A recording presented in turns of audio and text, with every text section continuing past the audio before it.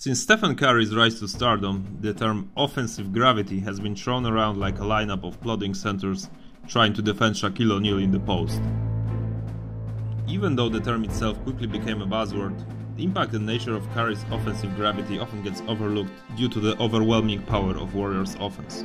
Between all the all-time talents and elite role players, and JaVale McGee in Warriors uniforms blowing out outmatched opponents one after another, it's sometimes easy to forget how uniquely the two-time MVP impacts the game, especially when so much of his damage happens off the ball. Well, at least it used to be the case because now Warriors kind of suck and Curry has been injured for a while. Ended up winning the title with the Rockets. Burks dropping in a three. Been assistant coach at Mario for a few years. 1.5 minutes till the end of 82.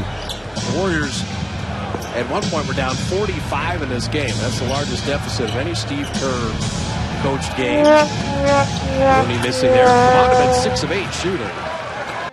So what exactly is this mysterious offensive gravity?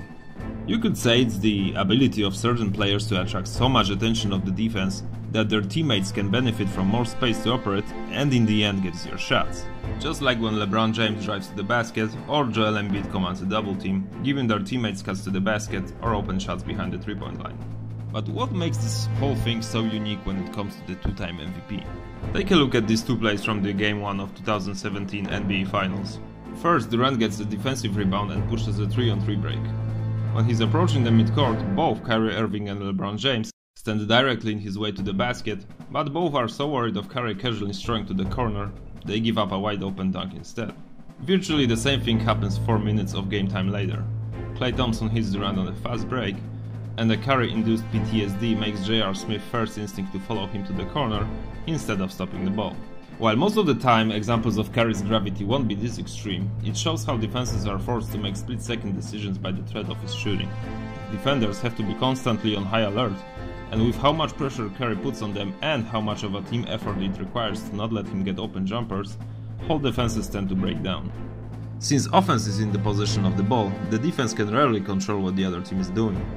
You could say that the purpose of NBA defensive tactics is basically to evaluate what options the offense has got, and try to force it to take the least efficient one, as you simply cannot shut down every possible outcome of the play. With Curry operating in the pick and roll, virtually all options for Warriors are good or very good because of his quick release, which allows him to bomb away with only a sliver of room, paired with his ability to pass or drive and score at the basket. Curry has been the single most efficient pick and roll player this season with 61.9 effective field goal percentage. So as a defense you are just picking your poison every time. Switching the big on him is not a good idea. Sagging off with the big while a guard is fighting through the screen is not a very good one either. This clip is from 2013 however, so maybe the Knicks haven't gotten the memo yet. Here's a more recent one. Mavs are tanking though, so who knows, maybe they were trying to lose. Or maybe Dirk was late because he's 64 years old. Believe what you want.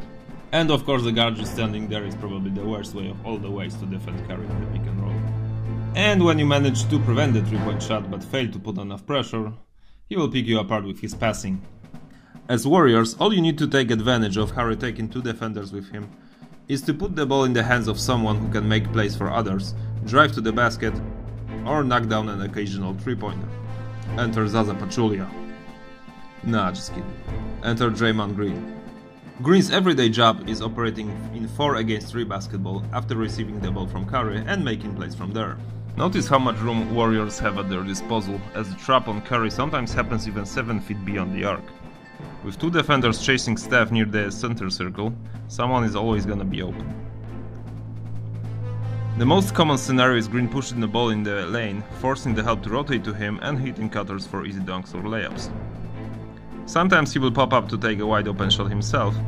His 3-point shot tends to be shaky, but he knocks down enough of them to keep the defenses honest.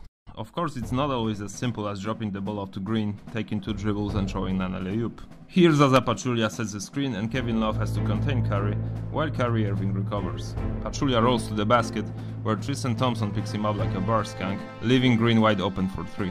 Because of sheer volume of screen action Curry is involved with, and Warriors' ball-sharing offense, containing the initial play is often not enough. After a screen, Kyrie Irving recovers nicely, not giving a passing lane to Green, Curry then executes a little slip screen action with Iguodala in the corner. Because Curry is at all times a threat to launch a three right in your face, J.R. Smith has to contest his jump shot, which turns out to be a fake. Iguodala gets the ball and another 4 against 3 action is underway. Love needs to cut off the drive to the basket, and in the end, Iman Shumpert is forced to guard 2 shooters by himself. He makes the right decision to cover Durant, and Cavs get lucky this time as Green bricks the three-pointer. The more screen action the Warriors employ, the more opportunities they give for defense to make a wrong decision or miscommunicate. In this play, Curry gets a screen from KD, another one from Pachulia, and another one from Iman Shumpert. With a head of steam, he just blows by Kevin Love. Thompson is forced to give help, which results in another 3 by Green. A very underrated aspect of Curry's game is his off-the-ball movement, sometimes with a stark contrast to some other stars, who tend to stand around and remove themselves from the play when they don't have the ball in their hands. Looking at LeBron, after sprinting along the baseline, Curry first forces a switch, leaving Ron Baker guarding Durant. Porzingis double teams, not allowing KD to exploit the mismatch, but in the meantime Curry runs around 3 additional screens, leaving Lance Thomas behind. Troy Williams tries to rotate to prevent the jump shot, and Curry quickly gives up the ball for another classic Golden State play. The big question for now is, when is he coming back? The Warriors were kind of fortunate with the seeding, as San Antonio Spurs without Kawhi Leonard were simply not talented enough to give the defending champions a run for their money. The upcoming matchup with the Pelicans should be more of a challenge, and with Golden State playing a rather underwhelming brand of basketball these days, they should hope the 2-time MVP comes back before the things actually get rocky.